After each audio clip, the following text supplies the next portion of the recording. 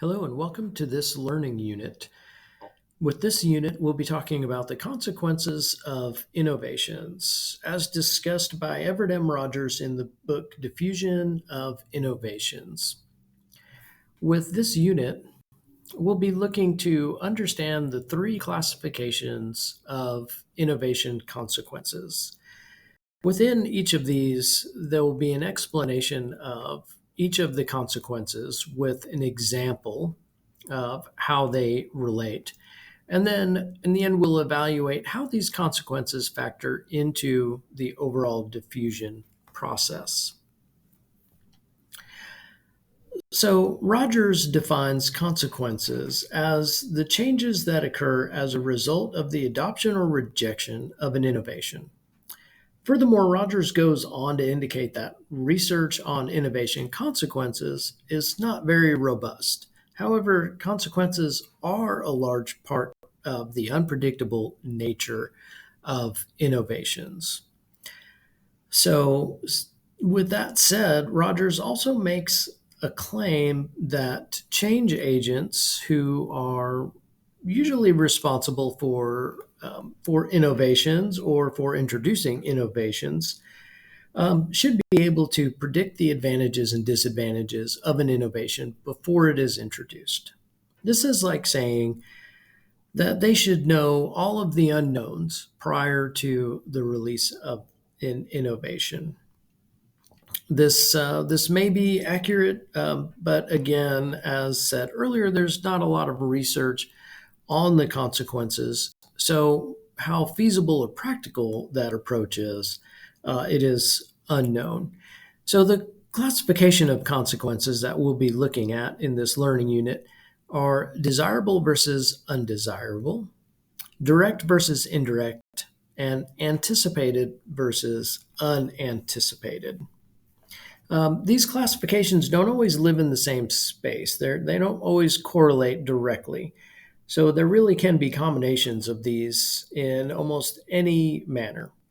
So, for an example, an innovation can have an undesirable result, yet it can be anticipated at the same time. So we don't always have to have these in linear fashion the way that they exist. So, desirable versus undesirable. Desirable consequence is a positive outcome that meets the innovation's objective.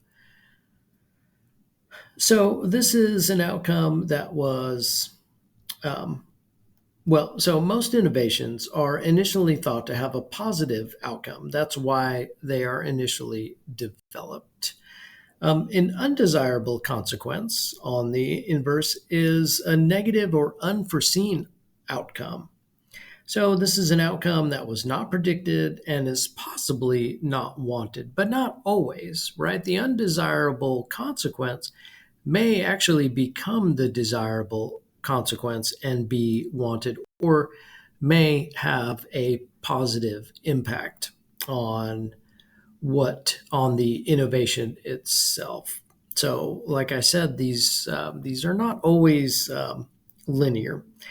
So, an example I will provide is the city of Grapevine, Texas, started a citywide trash cart program, right? So, this program distributes one trash cart to each resident throughout the city. And prior to this program being started, curbside trash collection was up to the resident on how they contained that trash, whether it be in their own bin or in a bag on the corner. This was not a desirable look for the city, so um, many things were weighed, and this single bin trash cart program was introduced as the innovation. And the desirable consequence of this was cleaner streets and consistency with trash removal, as well as a reduction in labor costs. Because now, with a single bin, we have a single driver in a truck with a mechanical arm that collects the trash rather than uh, several people riding on the truck and jumping off the truck and picking up the trash cans. The undesirable consequence or the negative that resulted from this is that trash that did not go in the cart was left on the street. So, so this was very much an undesirable result. And luckily, though, the city of Grapevine does have a extra pickup trash day every other week that where they pick up bulk items. So these pieces of trash that were not in the bin will be picked up at that point, but they will be sitting out on the curb for 2 weeks at a time, therefore looking very much undesirable and not meeting the desirable consequence earlier. So also confusion about the new trash system for the residents and also residential storage of a large bin were all undesirable consequences for this particular innovation. Now, if we look at direct versus indirect, right? Direct is a direct consequence has an immediate and measurable effect. So we do this and we get this right now. So a very direct consequence. Drink the water, quench your thirst. Do this, get a result right away. An indirect consequence is really a secondary effect that may not be seen right away. Um, do this or use this now, and then you will see this result later, right? So a secondary consequence. And this could be good or this could be bad, but it is an indirect consequence. So, for an example, let's talk about texting, right? Texting has made communication much faster. That was the direct consequence. The innovation was to speed communication. How do we talk quickly rather than over email? So this is hence the term DM or direct messaging, right? So this is a very direct and precise way to communicate. So with this, we've got immediate conversational communication, and therefore timed saved because we're not waiting for a response as we might with an email or waiting for time for an email or electronic message to be delivered. The negative side of this, or the indirect consequence that we're seeing really now over time as this is developed, is the higher rate of automobile incidences. That is probably the largest indirect consequence. We've also kind of created a immediate response, impatience for our messaging now with texting. So we're seeing this very impatience for our messaging. But the most concerning of all of them is the high rate of distracted driving incidents that are being related back to texting while operating a motor vehicle. So the National Highway Traffic Safety Administration put out a report that said 3,308 lives in 2022 were lost due to what they would call distracted driving because of texting. So that's a pretty impactful indirect consequence because it did take some time for this to become more of a robust issue in the United States. So let's move to anticipated versus unanticipated. So anticipated consequences, something that is expected and planned based on an innovation. So we pretty much know that this is going to happen. We are doing this to get this result, and we know this result is going to happen. Whereas the unanticipated consequence are unforeseen and not planned. So we did this, we did not know this is going to happen, right? So unanticipated consequences are sort of those unknowns, right? They're not the known unknowns, they are absolutely unknown. They are unanticipated, did not see this coming. So the example here is solar power generation in Texas. So with Texas being dubbed the second sunshine state, there because there is plenty of sunshine, the potential to meet about 35% of all of Texas electricity needs can come from solar power. And this can be done by using only about 34% of the land in Texas. This is a strive towards power independence and strengthening the power grid, which we have seen having problems, but strengthening all of these things while using land that is not currently in agricultural production. So that is the anticipated consequence. If we do this, we know we will see this. So if we put these solar farms in, or we encourage this solar farming, then we will see an increase in power generation available. The negative consequence is really seen as a secondary issue and an unanticipated consequence. I don't know if anybody really saw this coming, but we're really seeing serious issues in soil erosion and land degradation, which is also resulting in some very large water quality impacts. Part of this is stemming from the way that solar farms are installed and the revegetative aspect after a solar farm is installed.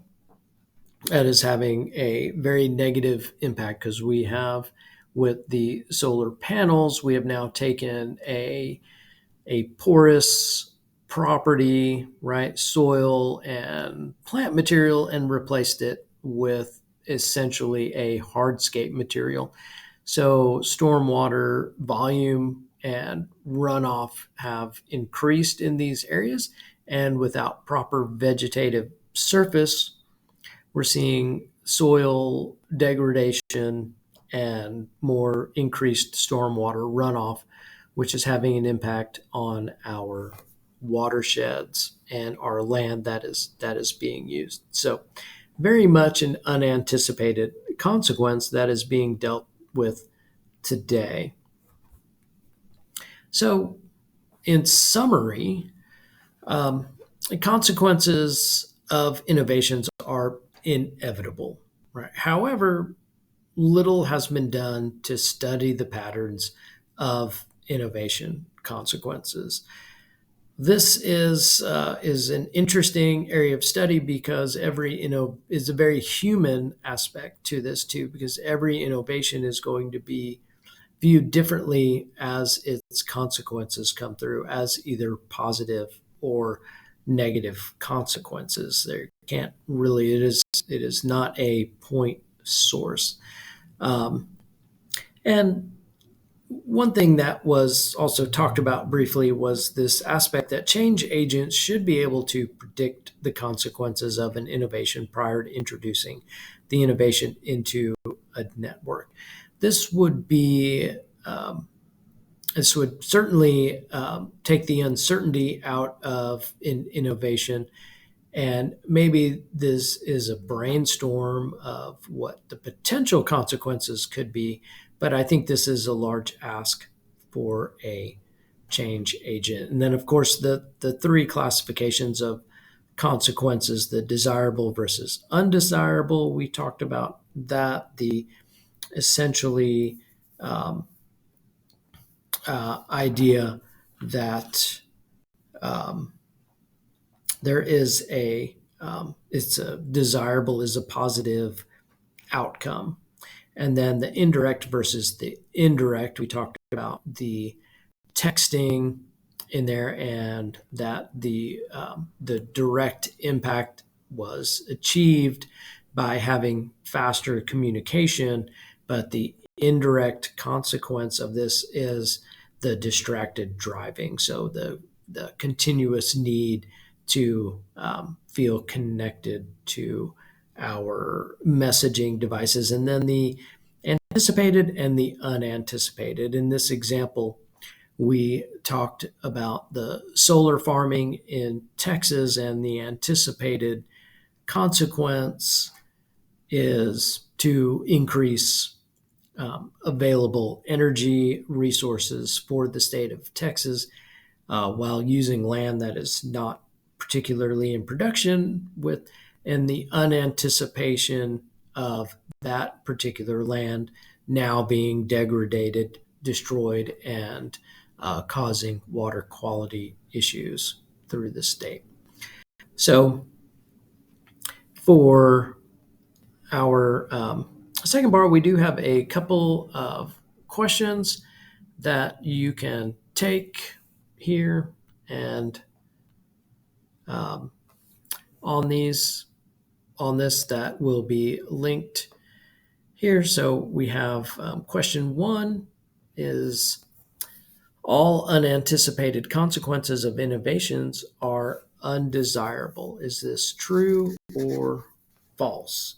Well, obviously the answer is false on this, because many innovations have very desirable consequences that are absolutely unanticipated. In the Rogers book, there was also a mention of 3M sticky notes being developed. In this example, 3M was developing an adhesive for a certain purpose, and that adhesive was actually, when it was developed, was not strong enough to meet the intended or the anticipated consequence. However, it was actually perfect for what we know now as the sticky notes, the little yellow sticky notes. That adhesive worked perfectly for that application. So a very unanticipated consequence actually became a very positive consequence for that. Question number 2 is, which of the following is a desirable consequence of an innovation? Right. So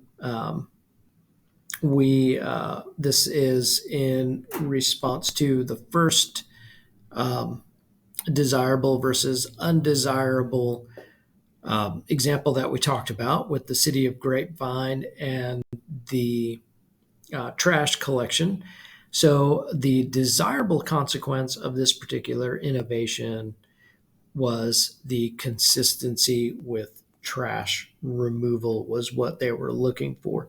So the city of Grapevine went to a single trash bin collection service that was placed on the curbside, which created a clean